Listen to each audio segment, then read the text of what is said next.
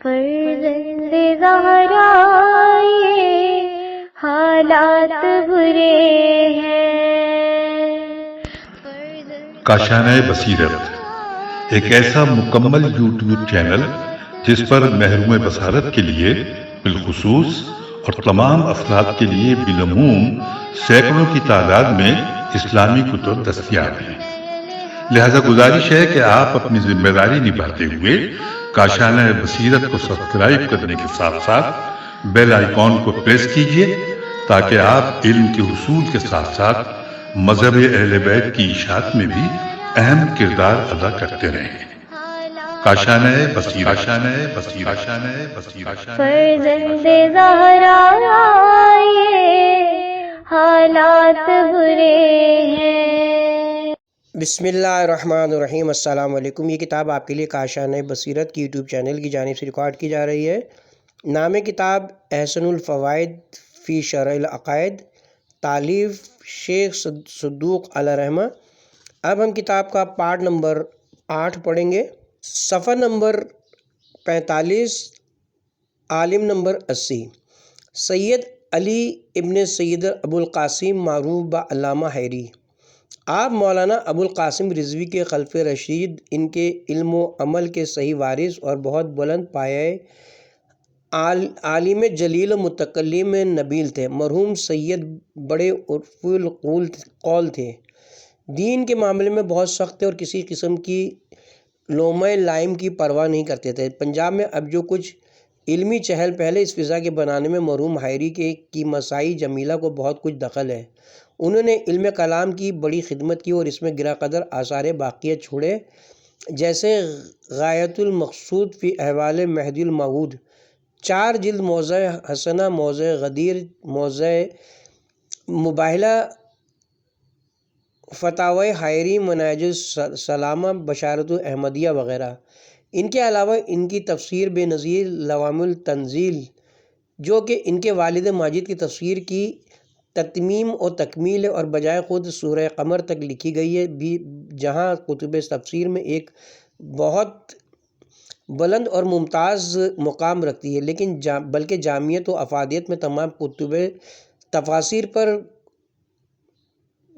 گویا سبقت لے گئی ہے۔ وہاں مباحث کلامیہ کا بھی اس میں ایک سمندر ٹھاٹے مارتا ہوا نظر آتا ہے، لیکن افسوس کہ قوم کی بے حسی اور ناقدردانی کی وجہ سے آج تک یہ پوری تفسیر بے نظیر منظر عام پر نہ آ سکی، اور یہ بے نظیر علمی ذخیرہ لاہور کے اندر مرحوم علامہ کے مکتبے میں ضائع ہو رہا ہے۔ میں نے خود اس کا ملاحظہ کیا ہے، بہت بوسیدہ، کرم خوردہ اور خستہ حالت میں۔ اگر کچھ عرصہ اور اسی حالت میں گزر گیا اور اس کی طباعت کا کچھ انتظام نہ ہو سکا تو پھر وہ ناقابل طباعت ہو جائے گی۔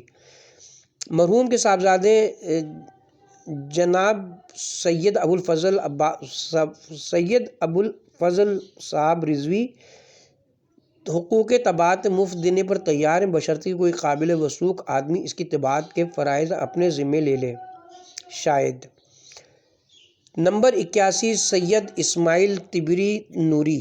یہ بزرگوار فقہ و اصول اور کلام میں مشہور فاضل جلیل ہیں۔ انہوں نے دیگر فنون کے علاوہ علم کلام میں بھی 3 جلدوں میں ایک بڑی عمدہ کتاب موسوم بکفایہ المحدثین تصنیف فرمائی، جو کہ ایران میں کئی بار چھپ کر عوام و خواص کے لیے مورد استفادہ بنی ہوئی ہے۔ قرن چہاردوم۔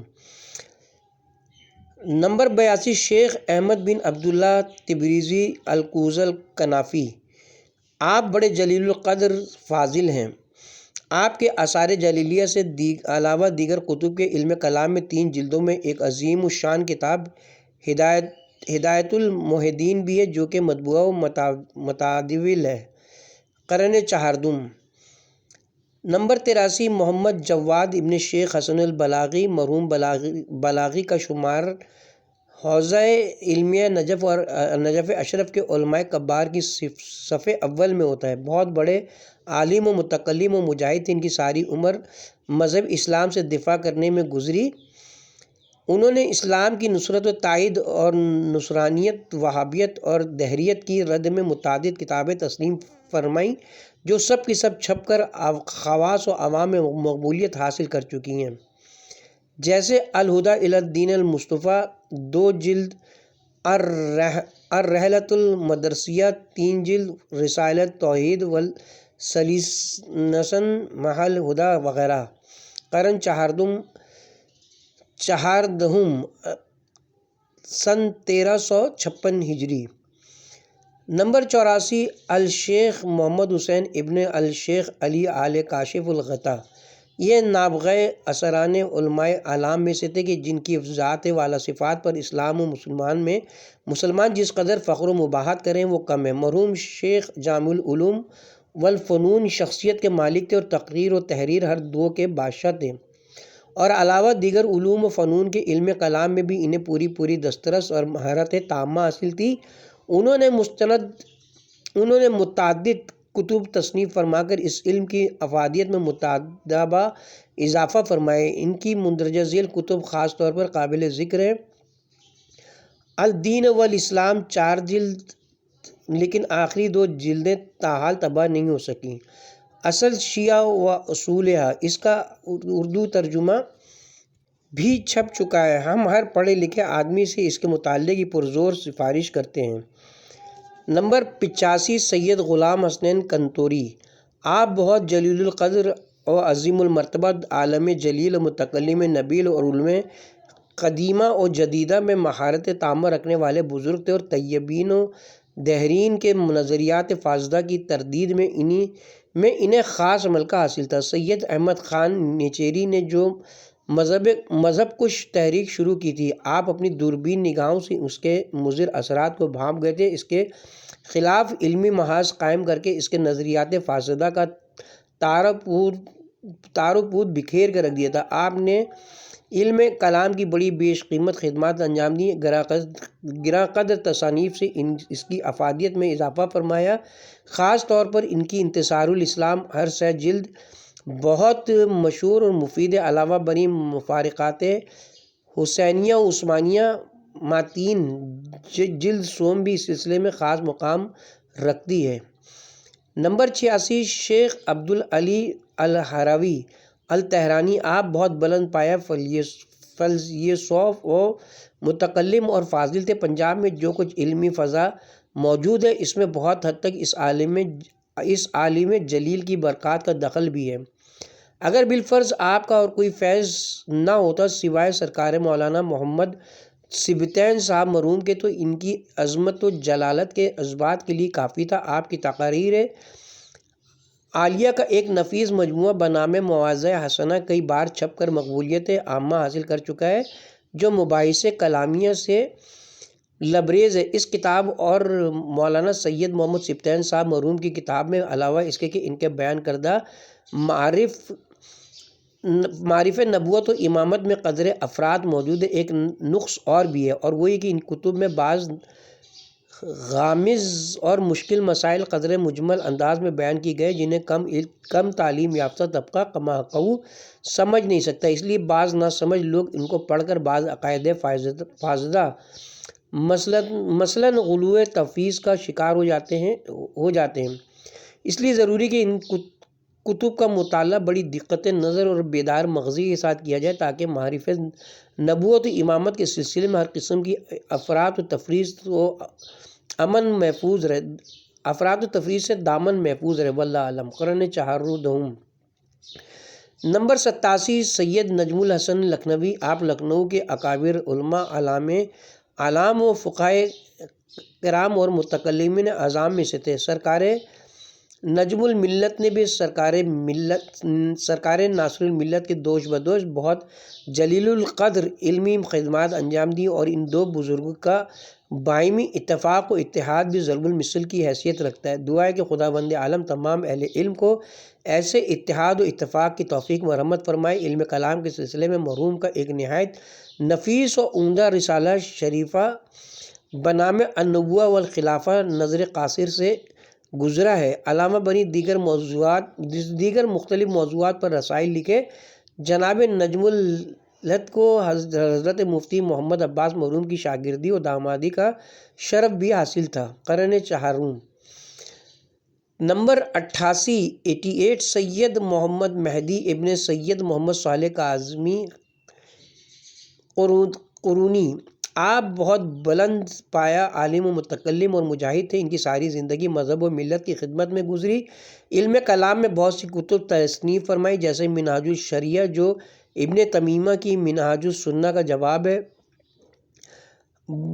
بوائر الفاعلین جو فرقہ غالیہ کے نظریات باطلہ کے ابطال میں عمدہ کتاب ہے، بدیع المنصفین، ہدی المنصفین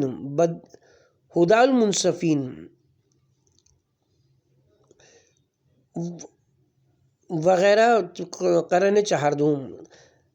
نمبر 89 سید علی اظہر کھجوی، آپ صوبہ بہار کھجوا کے بہت بزرگ مرتبہ عالم و متکلم تھے۔ نصرت مذہب اہل بیت میں متعدد کتابیں تصنیف کی، جن میں سے ذوالفقار حیدری، ارسال العیدین اور ان کا جاری کردہ رسالہ اصلاح جو بحمدِ تعالیٰ اب تک جاری ہے و ساری ہے۔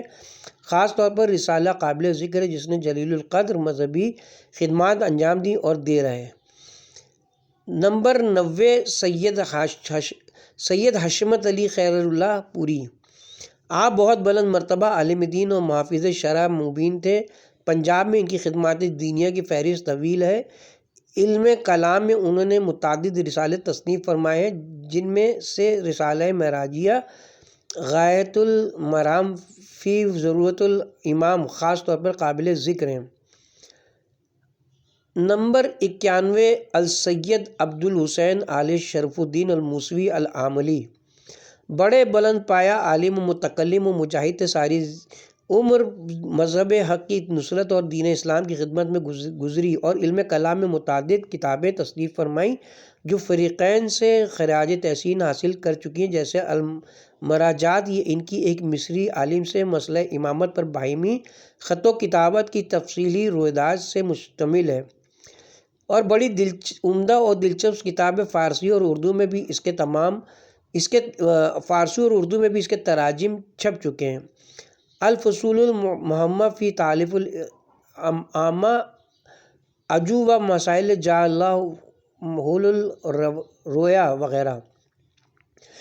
ان کے علاوہ مرحوم کی اور بھی بہت سی گراں قدر تالیفات تھیں جو بعض حوادث روزگار کا شکار ہو گئیں، جس کا تذکرہ مرحوم نے اپنے بعض تصانیف میں بڑے دردناک الفاظ میں کیا ہے۔ نمبر 92 سید محسن ابن سید عبد الکریم المعروف بعلامہ سید محسن امین عاملی،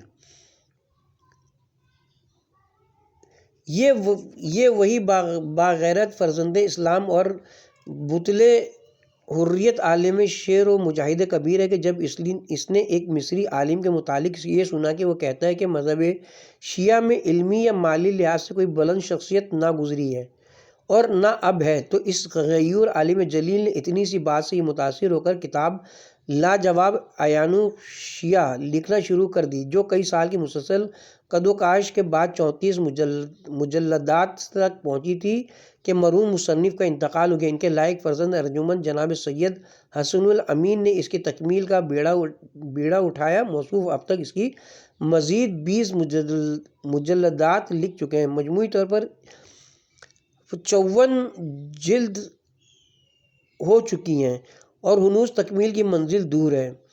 یہ بزرگوار بہت کثیر و تصنیف و تالیف ہیں، علاوہ دیگر موضوعات کے علم کلام میں بھی کئی کتابیں تصنیف کی ہیں، جن میں سے مندرجہ ذیل کتب خاص اہمیت کی حامل ہیں۔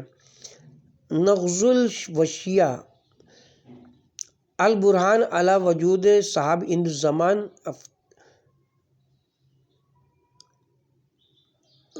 اور اسی طرح سے ہے کہ علاوہ نمبر 93 سرکار مولانا سید محمد سبطین صاحب سرسوئی، نمبر 94 مولانا سید محمد ہارون صاحب زنگی پوری، نمبر 95 مولانا محمد رضی صاحب زنگی پوری، نمبر 96 مولانا سید راحت حسین صاحب گوپال پوری، نمبر 97 مولانا سید علی حیدر صاحب کھجوی، قرن چہاردہم۔ یہ پانچوں بزرگوار بڑے جلیل القدر عالم و متکلم تھے۔ انہوں نے بہت عظیم الشان خدمات دینیہ انجام دی اور اپنی گراں قدر کتب امامیہ سے علم کلام کے لٹریچر میں بہت مفید اضافہ فرمایا۔ اول الذکر مرحوم کی خلافت الہیہ پر 100 جلد مصحف ناطق، ہر 100 جلد اسلامی نظام اور سیرات السوی، نیز ان کا علمی اور تحقیقی رسالہ البرہان اور ثانی الذکر مرحوم کی کتاب توحید القرآن، امامت القرآن، علوم القرآن اور ثالث الذکر مرحوم کی ابطالی مادیت، فوز شیعہ، کشف الغلام اور راب الذکر مرحوم کی کتاب بسیط العدن، ماخذ بدا صفات ثبوتیہ اور خاص الذکر مرحوم کی جواہر قرآن اور تصویر اعضاء خاص طور پر قابل ذکر ہیں۔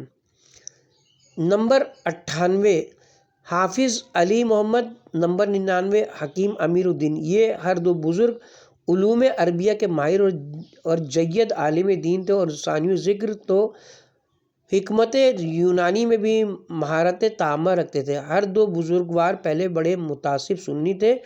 مکمل 12 سال مذہبی تحقیقات میں صرف کی، اسلام کے تقریباً ہر فقہ کی مذہبی کتب کا مطالعہ کیا، علماء سے مناظرے و مباحثے کی۔ اس طویل مباحثے و مجاہدے کے بعد بموجب ارشاد قدرت ان پر یہ حقیقت واضح و آشکار ہوئی کہ تمام ادیان عالم میں دین اسلام برحق ہے، اور پھر مذاہب اسلام میں سے مذہب شیعہ خیر البریہ صحیح مذہب ہے۔ چنانچہ انہوں نے بلا خوف لاسع لائم اپنے تشیع کا اعلان کر دیا۔ ان کی بڑی مخالفت ہوئی، ہر طرف سے اعتراضات کی بوچھاڑ ہونے لگی، مگر ان کے کوہ عزم و ثبات میں کوئی تزلزل واقع نہ ہوا۔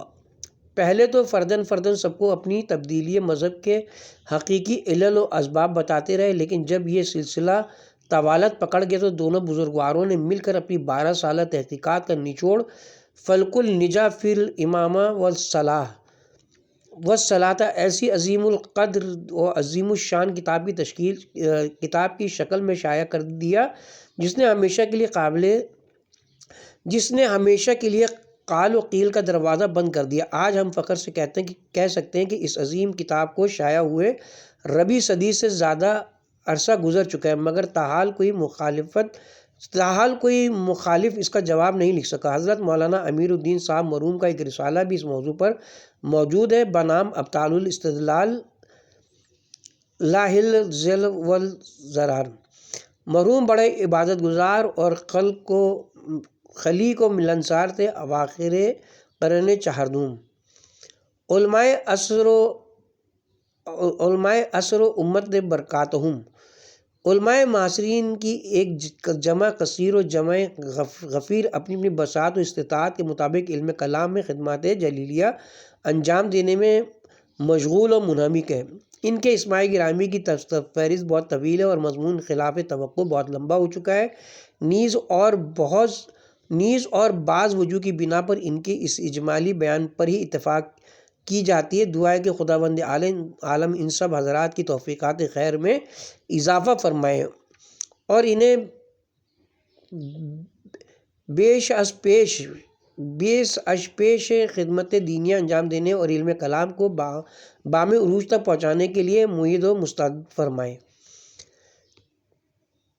مختصر سوانح حیات حضرت شیخ صدوق علیہ رحمہ۔ اس عالم ربانی و فاضل سمدانی، نقاد اخبار و ناشر آثار ائمہ اطہار، شیخ المتممین، رئیس المحدثین، صدوق العلماء البارین کا اسم گرامی محمد بن علی بن حسین بن موسیٰ بن بابویہ القمی اور کنیت ابو جعفر اور مشہور لقب شیخ صدوق ہے۔ یہ بزرگوار وہی ابن بابویہ ہیں جن کی روایت کردہ احادیث عام کتب حدیث میں ملتی ہیں اور ان کا نام صفِ علماء میں کاشمس فی رابط النہار مشہور و معروف ہے۔ آپ کی ولادت حضرت صاحب العصر و زمان کی دعا سے ہوئی۔ حضرت شیخ طوسی اور دیگر بعض اعلام نے نقل کی کہ حضرت شیخ صدوق علیہ رحمہ کے والد ماجد جناب شیخ علی بن حسین کی شادی اپنے عم محترم محمد بن موسیٰ بن بابویہ کی دختر نیک اختر سے ہوئی تھی، لیکن ان سے ان کا کوئی اولاد نہ تھی۔ چنانچہ انہوں نے جناب ابو القاسم حسین بن روح نوبختی جو کہ حضرت قائم آل محمد علیہ سلام کے تیسرے نائب خاص تھے، ان کی خدمت میں مکتوب ارسال کیا کہ وہ صاحب العصر و زمان کی خدمت میں عرض کریں کہ وہ بارگاہ ازدی میں سفارش کریں کہ خداوند عالم ان کو ایسی اولاد عطا فرمائے جو فقیہ ہو۔ چنانچہ آپ نے جناب کی خدمت میں شیخ کی استدعا پیش کی۔ ناحیہ مقدسہ سے جواب ملا کہ ہم نے بارگاہ الہی میں دعا کی ہے مگر اس بیوی سے ان کی اولاد نہ ہوگی، لیکن عنقریب ان کو ایک دلیمیہ کنیز دستیاب ہوگی جس سے ان کو 2 فقیہ بیٹے عطا ہوں گے۔ چنانچہ ایسا ہی ہوا اور وہ 2 فرزند، ایک یہی جناب شیخ محمد بن علی اور دوسرے ان کے بھائی حسین بن علی متولد ہوئے۔ جب پڑھنے لکھنے کے قابل ہوئے تو ان کی ذہانت و فطانیت اور قوت حافظہ اس قدر تیز تھی کہ جو کچھ دوسرے طلبہ یاد نہیں کر سکتے تھے یہ اسے بآسانی حفظ کر لیتے تھے۔ لوگ ان کی قوت حافظہ سے تعجب کرتے اور پھر کہتے یہ خصوصی امتیاز ان کو حضرت امام عصر علیہ السلام کی دعائے مبارکہ کی وجہ سے حاصل ہوا ہے۔ کتاب کا حوالہ ہے روضۃ الجنات۔ حضرت شیخ صدوق کی جلالت قدر و عظمت شان علماء اسلام کی نگاہ میں رئیس المحدثین کی جلالت قدر و عظمت شان محتاج بیان نہیں ہے، بلکہ وہ آفتاب کے آمد دلیل آفتاب کی مصداق ہے۔ تاہم 2-4 علام کی تحصیلات پیش کی جاتی ہیں۔ حضرت شیخ الطائفہ شیخ طوسی علیہ رحمت نے اپنی کتاب فہرست صفحہ نمبر 156-157 طبع نجف میں لکھا ہے، کتب معروف یہ شیخ جن کی کنیت ابو جعفر بڑے جلیل القدر اور حافظ حدیث، علم رجال کے ماہر، اخبار کے ناقد تھے، اہل میں جو کہ ہمیشہ سے مرکز علم و علماء رہا ہے، ان کے مثل کوئی عالم کثرت حفظ اور کثرت علم کے لحاظ سے نہیں دیکھا گیا۔ ان کی تصانیف تقریباً 300 ہیں اور ان کی فہرست کتب مشہور ہیں۔ حضرت علامہ ہلی علیہ رحمہ خلاصۃ الرجال میں ان کے متعلق لکھتے ہیں، حضرت شیخ خر عاملی اعلیٰ مقامہ نے عمل الاعمال میں صفحہ نمبر 65 پر ان کے متعلق شیخ طوسی، علامہ ہلی اور نجاشی کی یہ عبارات کی نقل کرنے پہ اکتفا کیا ہے۔ فرماتے ہیں ان تمام عبارات کا مطلب تقریباً وہی ہے جو حضرت شیخ طوسی علیہ رحمہ کی عبادت کا ہے۔ حضرت شیخ عباس قمی علیہ رحمہ نے فوائد الرضویہ میں بہرحال آپ بہت بڑے سقہ مطر عالم دین اور حافظ و ناشر احادیث سید المرسلین و اعلی طاہرین تھے۔ آج جو کچھ ائمہ طاہرین کے آثار و اخبار ہمارے پاس موجود ہیں ان کا کافی حصہ آپ کے قلم مبارک کے برکات کا نتیجہ ہے۔ جناب نے شیعان رے کی خواہش پر اپنے افادات کا مرکز شہر رے کو قرار دے کر وہیں رحل اقامت ڈالا تھا اور وہیں تعلیم و تدریس اور تصنیف و تالیف میں مشغول رہتے تھے، اور خراسان بلکہ کوفہ و بصرہ، مصر و مدائن اور قزوین وغیرہ کے شیعہ آپ کے ہی فتاوی کی طرف رجوع کرتے تھے اور جناب سے ہی مسائل دینیہ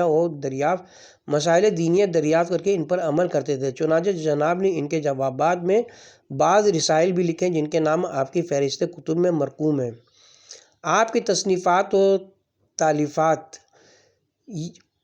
اوپر علماء اعلام کا کلام حق ترجمان نقل ہو چکا ہے کہ حضرت شیخ صدوق کی تصنیفات و تالیفات کی تعداد تقریباً 300 ہے، لیکن مقام افسوس ہے کہ ان میں سے اکثر حوادث زمانے کا شکار ہو گئی۔ جو کتب فی الحال موجود اور مورد استفادہ ہیں ان کے نام یہ ہیں: نمبر 1 من لا یحضر فقیہ، یہ ہماری ان کتب اربع میں سے ایک کتاب ہے جن پر مدار تشیع ہے۔ نمبر 2 عیون اخبار الرضا، نمبر 3 معانی الاخبار، نمبر 4 کتاب الخصال، نمبر 5 کتاب الاعمال، نمبر 6 اکمال الدین و اتمام النعمہ، نمبر 7 علل الشرائع، نمبر 8 ثواب الاعمال، نمبر 9 عقاب الاعمال، نمبر 10 کتاب التوحید، نمبر 11 صفات الشیعہ، نمبر 12 حقوق الاخوان، نمبر 13 فضل الشیعہ، نمبر 14 رسالہ عقائد شیعہ۔ آپ کی ایک وفات اور ایک کرامت کا ظہور۔ آپ کی وفات سن 300 ہجری میں ہوئی۔ حضرت شہزادہ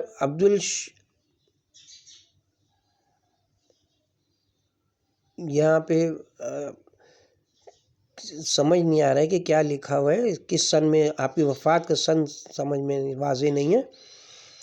حضرت شہزادہ شاہ عبدالعظیم حسنی کے مضافات میں شہر رے میں مدفون ہوئے۔ آج کل وہاں ایک عالی شان قبہ اور عمدہ باغیچہ موجود ہے اور وہاں بعض اور اعلام کی قبور بھی موجود ہیں۔ اس کرامت کی تفصیل جس طرح کے روضات الجنات میں مرقوم ہے کہ قریباً 1238 ہجری میں جب کہ ایران میں فتح علی شاہ قاجار مرحوم کی بادشاہتی بارش کی شدت کی وجہ سے آپ کے مرقد مقدس میں شگاف پڑ گئے، اس کی اصلاح کی غرض سے معمار مقبرے میں داخل ہوئے تو دیکھا کہ باغ نیچے ایک سرداب میں حضرت شیخ مدفون ہیں۔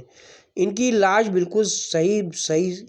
کی لاش مبارک بالکل صحیح سلامت موجود ہے، سوائے شرمگاہ کے دوسرا جسم ننگا ہے، بڑے جسیم و وسیم ہے، انگلیوں پر مہندی کے نشانات تک موجود ہیں، جس کے ارد گرد کفن کے کہنہ ٹکڑے فتلیوں کی شکل میں پڑے ہیں۔ یہ خبر تہران میں مشہور ہو گئی، حتیٰ کہ مرحوم فتح علی شاہ قاجار تک بھی جا پہنچی۔ چنانچہ وہ عمرہ و اعیان سلطنت حمراء وہاں پہنچے۔ عماد اعیان نے بادشاہ کا اندر داخل ہونا قرینہ مصلحت نہ دیکھا، بلکہ دوسرے امنا و اعیان داخل ہوئے اور حقیقت الامر کی تصدیق کی۔ پھر قبر کی اصلاح کر دی گئی اور ملک معظم کے حکم سے اس پر ایک عالی شان مقبرہ تعمیر کیا گیا، اور یہ واقعہ علماء کرام اور ثقات اعظام بلکہ تمام خواص و عوام میں اس قدر مشہور ہے کہ اس کے انکار کی کوئی گنجائش باقی نہیں رہ جاتی ہے۔ رسالہ اعتقادیہ اور اس کی پیش نظر شرح پر مختصر تبصرہ۔ حضرت شیخ صدوق کا رسالہ اعتقادیہ ہر قسم کی تعریف و توصیف سے عجل و عرفہ ہے، اور جس وقت سے یہ لکھا گیا ہے برابر ہر دور میں علماء اعلام و فضلاء اعظام کے لیے مورد استفادہ و استفاضہ اور ان کی توجہ کا مرکز رہا ہے۔ بڑے بڑے علماء اعلام نے اس کی شرح لکھی ہیں اور مختلف زبانوں میں اس کے ترجمے کیے ہیں۔ اس کے مندرجات کی صحت و جامعیت اور ساقیہ کے لیے یہی امر کافی کہ شیخ الطائفہ شیخ طوسی علیہ رحمہ نے اپنی کتاب فہرست صفحہ نمبر 154 طبع نجف اشرف میں اس کو کتاب دین الامامہ سے تعبیر فرمایا ہے۔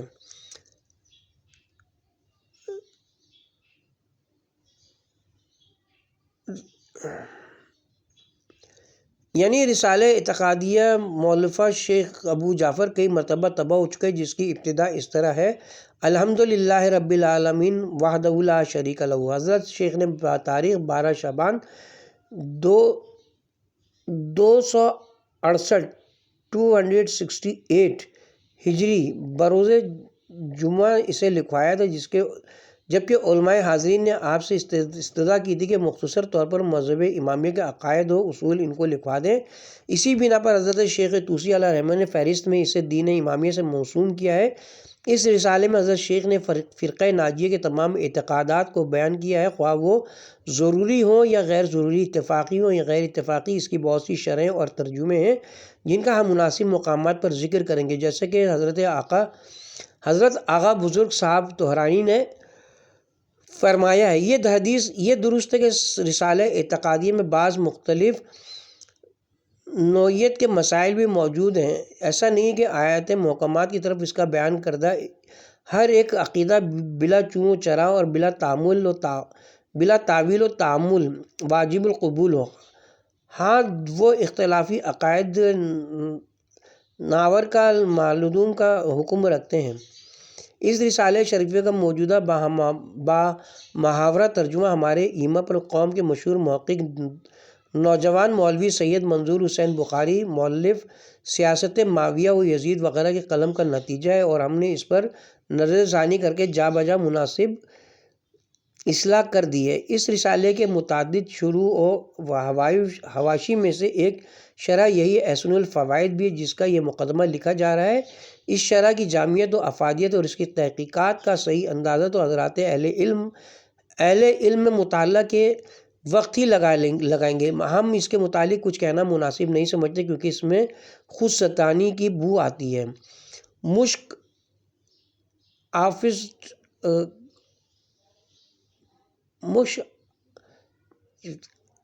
البتہ اظہار حقیقت اور شکرانے نعمت کے طور پر اتنا عرض کرنا شاید بے جان نہ ہو کہ اس شرح کے ذریعے شبیہ علم کلام میں ایک متعدبہ اضافہ ہوگا اور بالخصوص اردو زبان میں اس فن میں جو خلا موجود تھا وہ کافی حد تک پر ہو جائے گا۔ اس کتاب میں عصر حاضر کے تقاضوں کو پیش نظر رکھ کر ان کو پورا کرنے کی پوری کوشش کی گئی ہے، جیسا کہ اس کا طرز استدلال اور طریقہ بیان اس پر شاہد ہے۔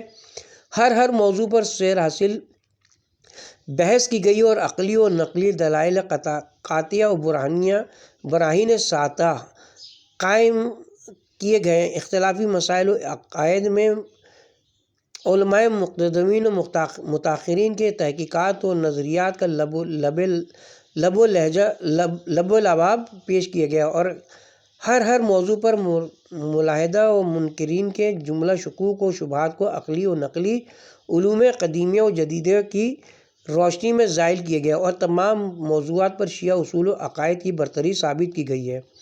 خلاصہ یہ کہ یہ کتاب بفضل تعالیٰ مسائل اصولیہ و کلامیہ میں قرآن کریم، حدیث معصومین اور علماء معتقدین و متاخرین کی تحقیقات کا نچوڑ ہے۔ اس کتاب کے مدلل مبرہین ہونے کا یہ عالم ہے کہ کوئی بات بھی معتبر حوالے و سند کے بغیر معارضے و تحریر میں نہیں آئی ہے۔ الغرض نہ اس نے کسی طالب حق و حقیقت کے لیے کوئی عذر چھوڑا اور نہ کسی مخالف و ماند کے لیے کسی شک و شبے کی گنجائش باقی رکھی گئی۔ ان حقائق کی روشنی میں بلا خوف تردید یہ کہا جا سکتا ہے کہ ایسی جامع مکمل کتاب اس سے قبل اگر کسی بھی زبان میں نہیں تو کم از کم اردو زبان میں نہیں لکھی گئی ہے، مگر اس کے باوجود یہ دعویٰ نہیں کیا جا سکتا کہ یہ کتاب ہر قسم کے لفظی و معنوی عیوب و اسقام سے خالی ہوگی۔ بتقاضۂ بشریت لفظی یا معنوی خطا کا سرزد ہونا ناممکن نہیں ہے۔ امید ہے کہ قارئین کرام بقول اقبال الفاظ کی بجائے معنی و مطالب پر زیادہ توجہ مبذول فرمائیں گے اور اگر کہیں کوئی سقم نظر آئے تو بجائے زبان اعتراض و دراز کرنے کے ایسے مقامات کی قلم و عفو سے اصلاح کریں گے۔ دعا ہے کہ خداوند عالم ہماری اس ناچیز صحیح کو شرف قبولیت بخشے اور اس کے فیض کو یوم القیام تک عام و تام فرمائے۔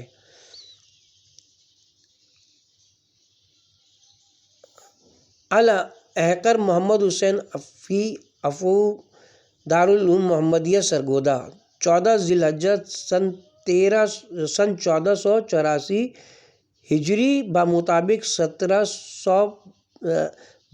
17 اپریل 1965۔